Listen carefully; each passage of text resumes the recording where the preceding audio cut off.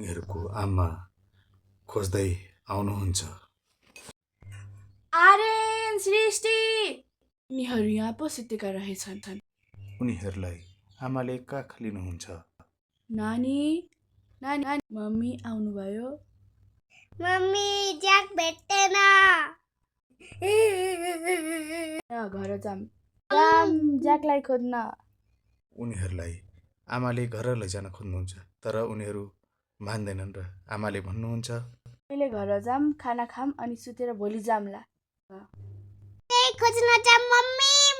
उनीहरूलाई आमाले फकाएर घर लिएर जानुहुन्छ र घर पुगेर भन्नुहुन्छ, तिमीहरूलाई भोक लाग्यो होला, बिहानदेखि केही खाएको छैनौ, जाम खान।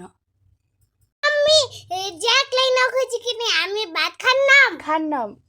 उनीहरूले खाना नखाई ओछ्यानमा गई रुँदै सुत्दछन् र सपना देख्दछन् कि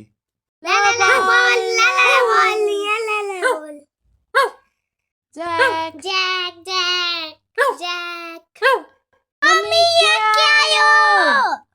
एक्कासी अँधेरो छाउँदछ। त्यति बेलै एउटा चिल आएर कुकुरलाई उडाएर लिएर जान्छ।